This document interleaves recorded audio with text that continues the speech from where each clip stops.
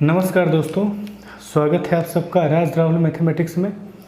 Circle का लगभग theory सारा हमने कंप्लीट करा दिया है पिछले वीडियोज़ में।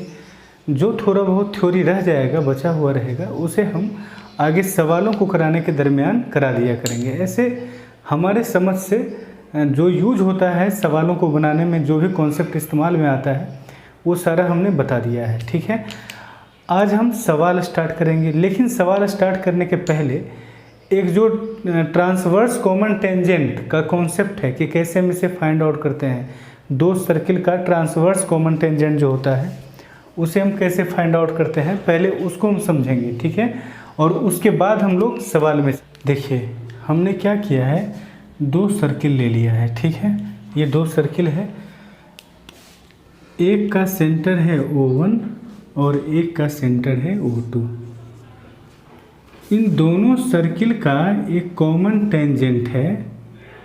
ठीक है, जो मान लो ये पॉइंट का नाम हमने दिया A और इस पॉइंट का नाम हमने दिया B, जो दोनों सर्किलों को, दोनों वृत्तों को क्रमशः A और B बिंदु पर टच करता है। हमने क्या किया कि O से A और इस सर्किल में O2 से B पर रेडियस खींच दिया। ठीक है, अब इतना तो पहले ही हमने आपको कई बार बता रखा है कि ये ऑलवेज 90 डिग्री होगा बंधु, और ये भी ऑलवेज क्या होगा, 90 डिग्री होगा। अब यहाँ से कॉन्सेप्ट को बारीकी से समझना। ठीक है, ये सारा कॉन्सेप्ट हम उनके लिए बताते हैं जो इरादा जिनका है कि कभी सीजीएल का मेंस भी हम लाइफ में देंगे। ठीक है, तो इस तरह का जो डीप कॉन्सेप्ट है उनके काम आएगा। ठीक है, अब देखिए ये 90 डिग्री का एंगल बन रहा है और ये भी 90 डिग्री का एंगल बन रहा है।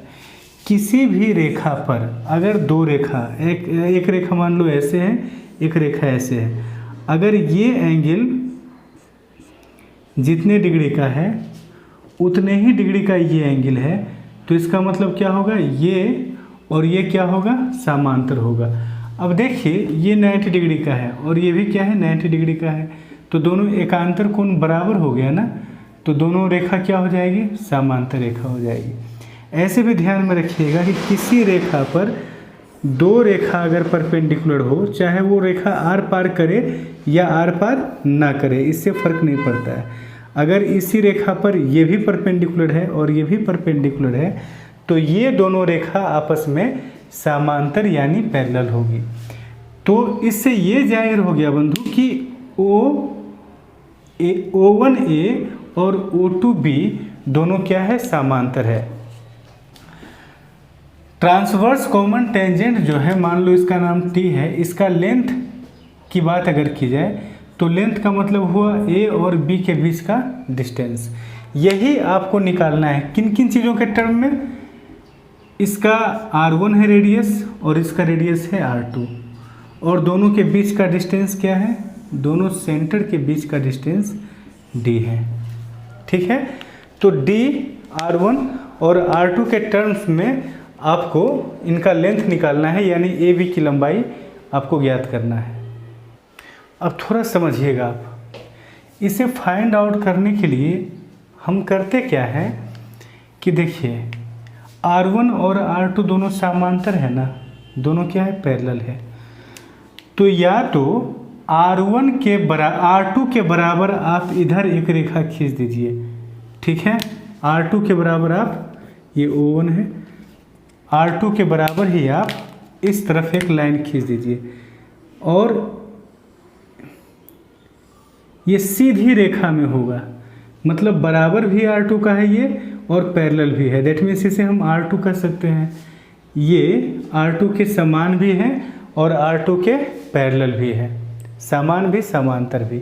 ठीक है बंधु, अब ध्यान देना, अब हम करते क्या हैं कि इस पॉइंट को जहाँ तक कि R2 जाएगा, जितना लेंथ यहाँ पर है, मान लो 5 सेंटीमीटर है, तो 5 सेंटीमीटर हमने इसके सीधे में ले लिया। सीधे में ले क्यों लिया कि अगर हम इसके सीधे में लेंगे तो ये इसके पैरेलल हो जाएगा। ठीक है, अब देखिएगा इसके आगे हम क्या करते हैं, इसे हम ऐसे मिला देते हैं। ठीक है, इस पॉइंट को हमने P कहा, तो PB को हमने क्या किया, मिला दिया। अब एक चीज़ देखना बंधु, R2 समांतर भी और समान भी।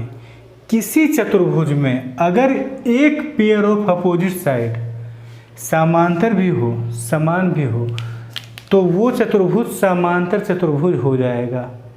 ठीक है, यानी O1 PBO2 एक समांतर चतुर्भुज हो गया।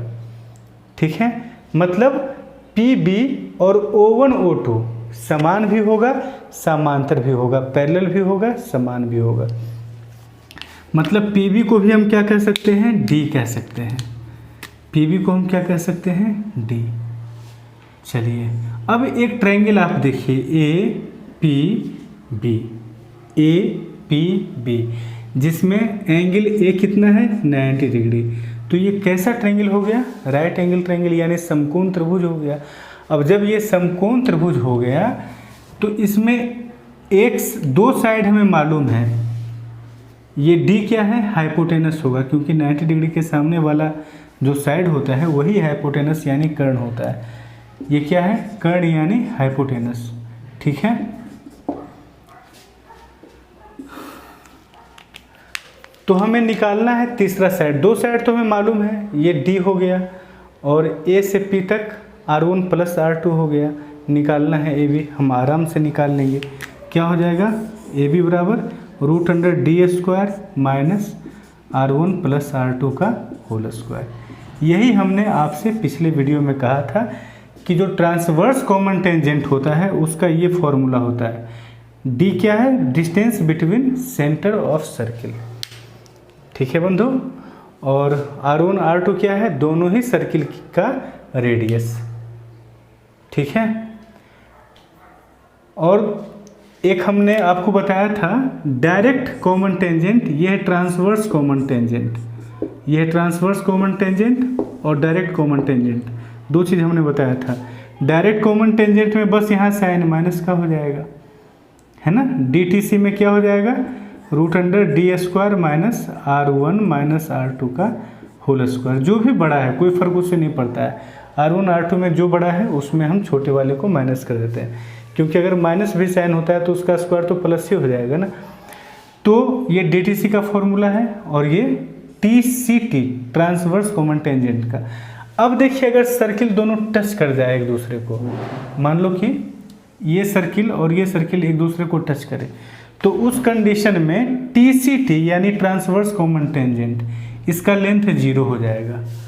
आप सोच सकते हैं ना, अगर टच कर देगा दोनों को, जब दो सर्किल एक दूसरे को टच करेगा तो ट्रांसवर्स कॉमन टेंजेंट ऐसे तो आप नहीं पार करा सकते ना। कैसे ऐसे पास कराइएगा, आप ऐसे तो पार नहीं करा सकते हैं। ये इधर टच नहीं करेगा, दोनों सर्किल को टच करना चाहिए।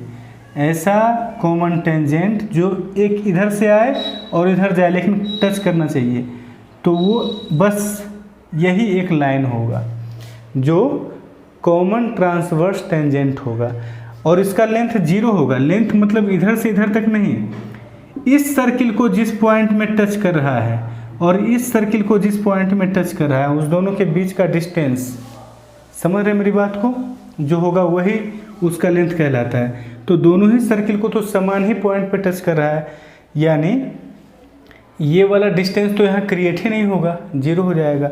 और यहाँ भी फॉर्मूला से भी अगर आप देखिएगा तो इस कंडीशन में क्या होगा कि दोनों सर्किल के बीच का डिस्टेंस और R1 प्लस R2 दोनों ही समान हो जाएगा।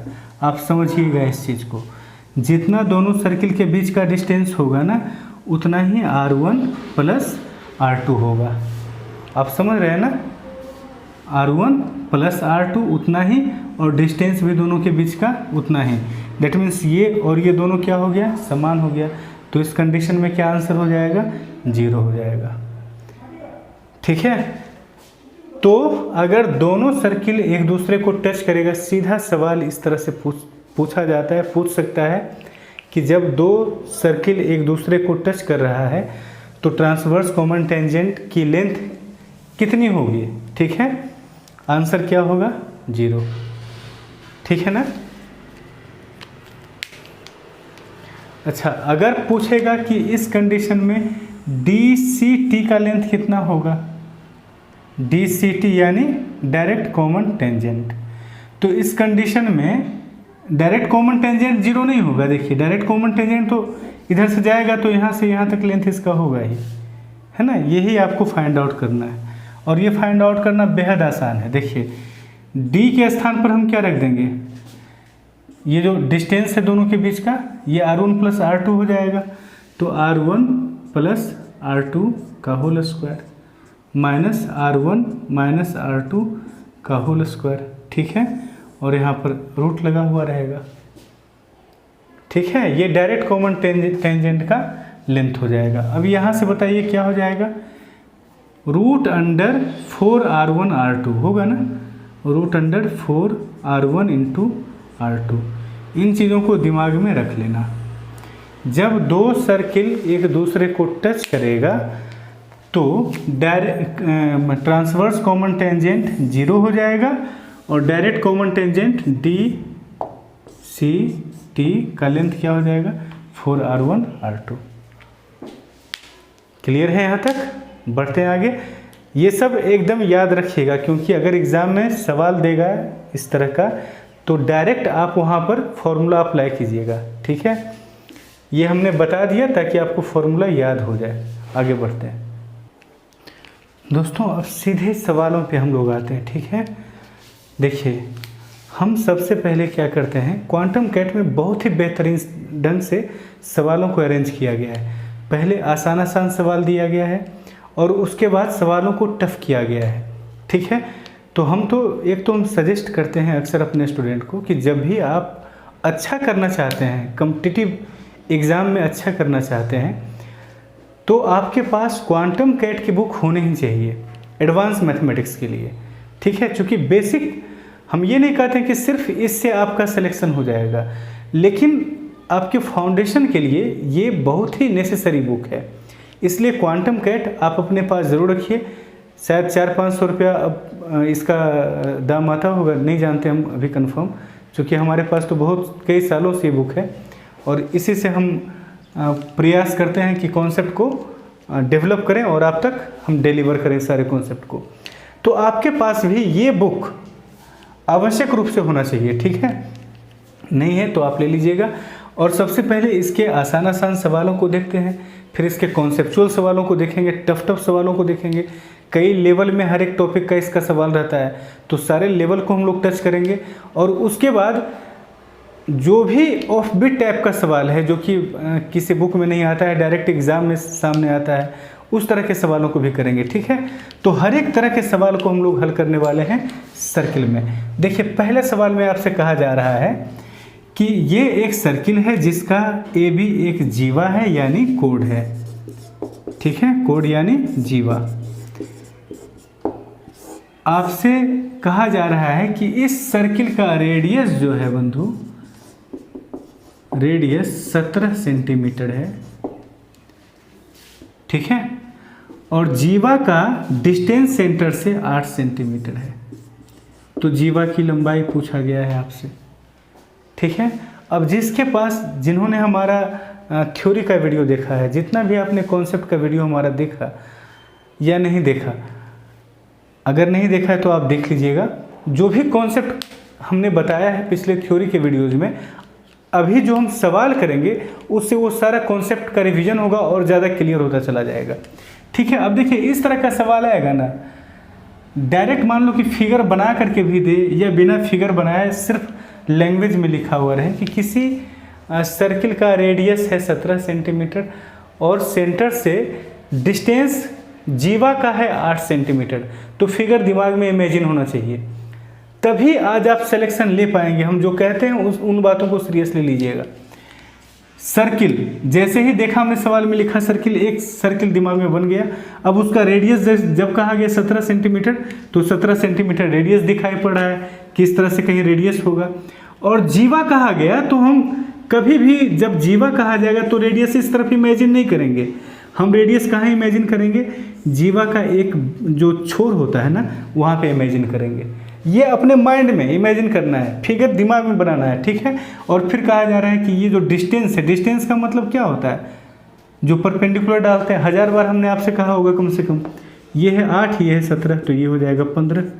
कहाँ से कहाँ तक? यहाँ से यहाँ तक 15 हो जाएगा। ट्रिपलेट अगर आपको याद होगा तो 15, 8, 17 हमने बताया था। अगर ये 15 तो पूरा ए बी कितना हो जाएगा? 30, जो कि ऑप्शन में दिया हुआ है। तो अगर ऐसा सवाल आता है तो आपको फिगर बनाना ही नहीं पड़ेगा एग्जाम में। पीटी वगैरह में इस बार भी जो पीटी हुआ है सीजीएल का, तो लगभग हर एक सेट जो पीटी का आया है इस टाइप का सवाल उसमें दिया गया है। किसी में ये लेंथ दे दिया गया है तो ये पूछा गया, किसी में जीवा का लंबाई दे दिया गया, डिस्टेंस दे दिया गया, रेडियस पूछ दिया गया, किसी में रेडियस दिया गया, इसका लंबाई दिया गया तो डिस्टेंस पूछ दिया गया। तो इस तरह से मतलब हर एक सेट में इस तरह का सवाल आपको मिलेगा। ठीक है, आते हैं अगले सवाल में। देखिए अगला जो सवाल है बंधु, इसमें कहा गया है कि सर्किल का रेडियस है 5 और जो जीवा है उसकी लंबाई है 8। यही सवाल है आपका। सर्किल का रेडियस कितना है? 5, जीवा की लंबाई है 8, तो जीवा सेंटर से कितने डिस्टेंस पर होगा? आंसर हो जाएगा 3। अब देखिए दिमाग में फिगर हम बना रहे हैं, ठीक है। फिगर हमेशा बनाने की आवश्यकता नहीं है, और अगर बनाना भी पड़े तो ऐसा नहीं कि आप एकदम वहाँ पर अपने आप को एक आर्टिस्ट समझें और बढ़िया सा सर्किल बनाने का प्रयास कीजिए, बड़ा सा। ऐसा नहीं है, छोटा सा भी सर्किल इस तरह से बना के आप काम चला सकते हैं एग्ज़ाम में। ठीक है, ये हो गया 5 और ये कहा गया है 8। जब ये 8 तो यहाँ से यहाँ तक 4, तो ये कितना बचेगा? 3, 3, 4, 5, है ना। इसमें अगर नहीं दिख रहा है, ये हमने आपको एग्जाम्पल के तौर पे दिया कि आप एग्ज़ाम में इस तरह से काम कर सकते हैं। ठीक है, ये पूरा है 8, तो यहाँ से यहाँ तक कितना बचेगा? चूँकि ये परपेंडिकुलर है ना, ये कितना बचेगा? 4, और ये दिया गया है रेडियस 5। जब भी रेडियस और जीवा आए तो आप रेडियस ऐसे इमेजिन मत कीजिएगा और जीवा ऐसे, रेडियस ऐसे, ऐसा इमेजिनेशन मत लाइएगा दिमाग में। इमेजिनेशन में क्या लाना है कि जो जीवा है उसके एक पॉइंट को रेडियस टच कर रहा है, और यहाँ से हमने परपेंडिकुलर डाला है। ये 4, ये 5, तो ये कितना बचेगा? ट्रिपलेट हमेशा ध्यान में रखना, जो हमने 5, 7 ट्रिपलेट बताया था वो दिमाग में रखना हमेशा। ठीक है, देखिए अगला सवाल में यही पूछा गया है कि दो सर्किल है, एक दूसरे को ए और बी पर इंटरसेक्ट करती है, और ओ डैश दोनों का सेंटर है, दोनों को मिला दिया गया है, दोनों सेंटर को, और ए बी को भी मिला दिया गया। फिर पूछा गया आपसे, एक सवाल में पूछा गया कि इसका मेज़रमेंट क्या होगा।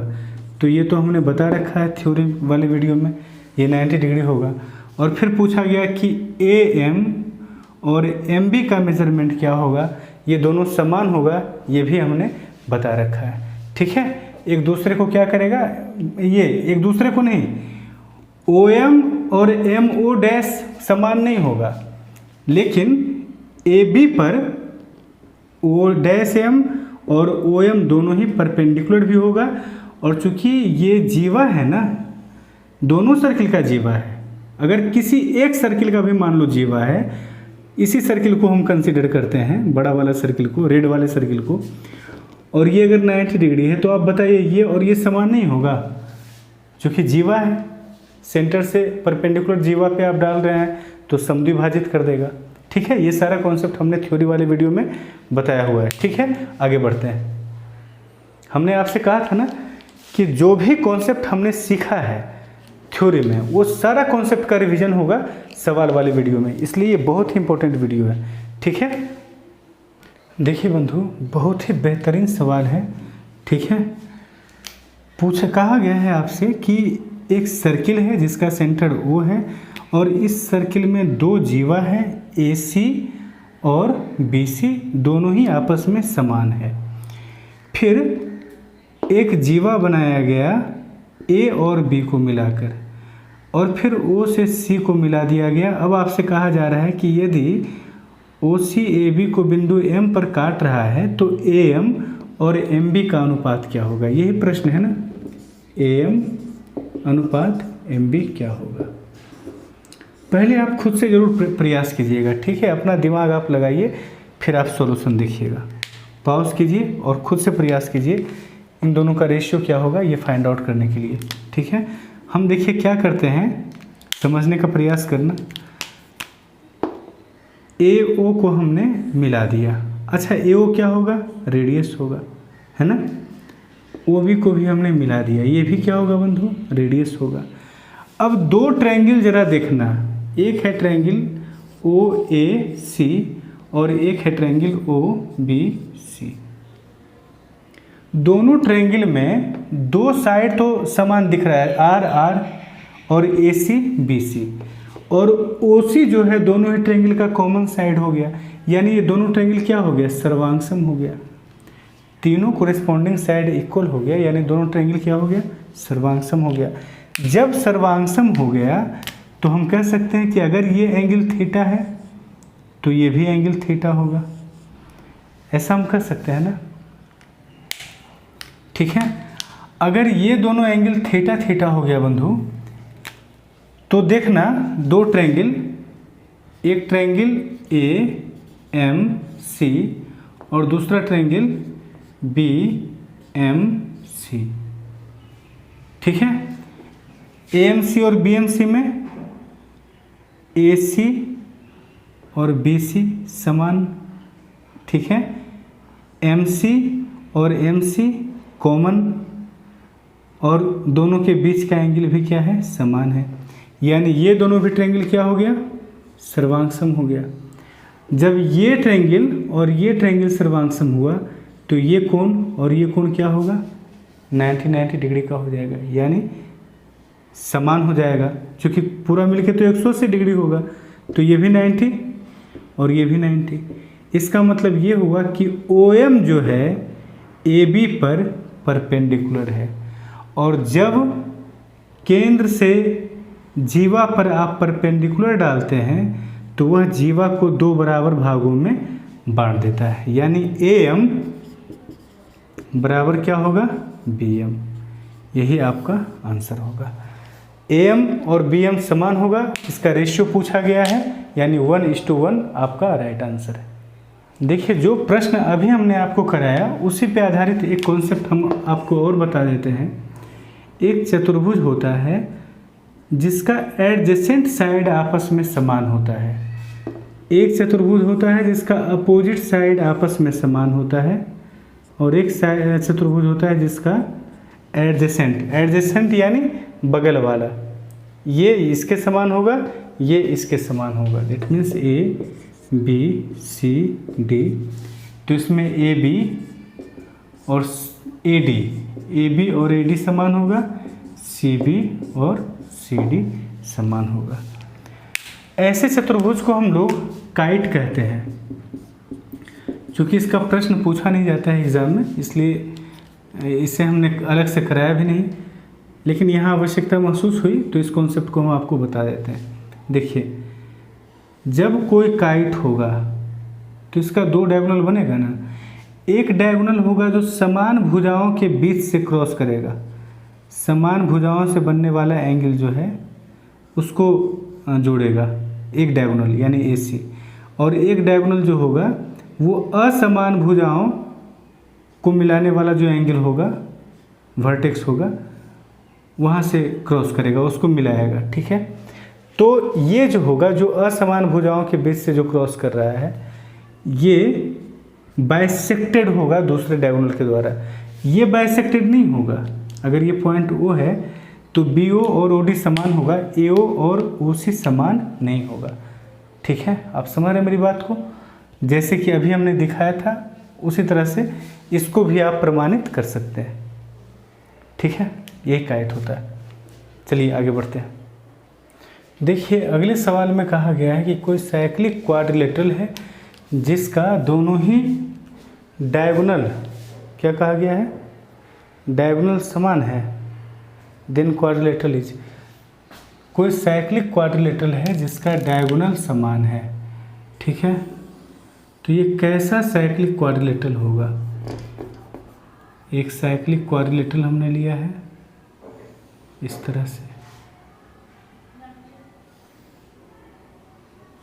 ठीक है, और फिर कहा जा रहा है कि इसका डायगोनल समान है। चलिए, ये कहीं सेंटर्ड होगा, उससे लेना देना नहीं, सेंटर्ड से होकर डायगोनल जाएगा ऐसा ज़रूरी नहीं है साइक्लिक क्वाड्रिलेटरल में। अच्छा, ये और ये दोनों समान है। देखिए कहा गया है सवाल में कि एक साइक्लिक क्वाड्रिलेटरल है, ठीक है। साइक्लिक क्वाड्रिलेटरल यानी साइक्लिक क्वाड्रिलेटरल जैसे ही कहा जाए आपसे, आप समझ जाइएगा कि एक ऐसा क्वाड्रिलेटरल जिसके अपोजिट एंगल का योग क्या होगा बंधु, 180 डिग्री। ये अल्फ़ा है, ये बीटा है, तो अल्फ़ा प्लस बीटा 180 डिग्री होगा। और ये थीटा है और ये गामा है, तो गामा प्लस थीटा भी क्या होगा, 180 डिग्री होगा। ये आपके दिमाग में साइक्लिक क्वाड्रिलेटरल देखने ही से आ जाना चाहिए। अब कहा जा रहा है सवाल में कि एक ऐसा साइक्लिक क्वाड्रिलेटरल है जिसका डायगोनल समान है। अब ज़रा सोचिए, चतुर्भुज का डायगोनल दो ही केस में समान होता है, एक या तो चतुर्भुज रेक्टेंगल हो या फिर चतुर्भुज स्क्वायर हो, ठीक है। अब कहा जा रहा है कि साइक्लिक है यानी कि अपोजिट एंगल का योग भी 180 डिग्री होना चाहिए।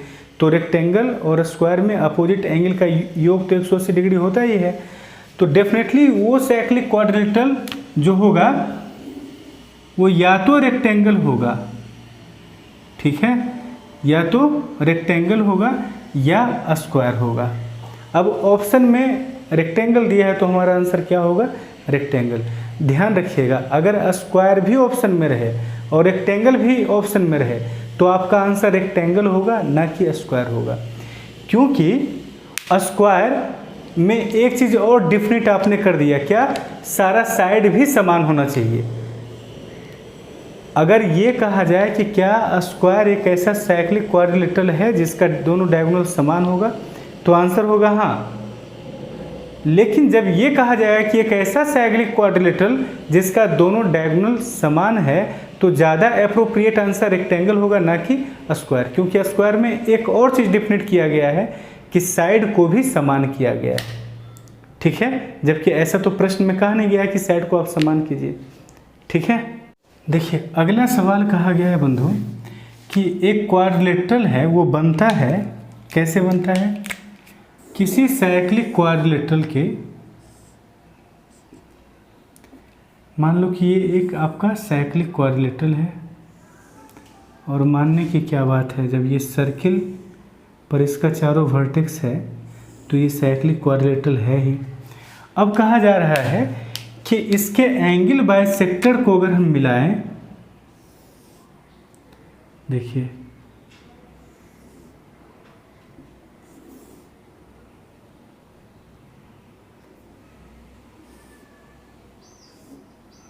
इस तरह से हमने क्या किया, सारा ही एंगल बाइसेक्टर को मिला दिया, तो यहाँ पर जो क्वाड्रिलेटरल बन रहा है, ठीक है, ये है ABCD और इस क्वाड्रिलेटरल का नाम हमने दिया PQRS।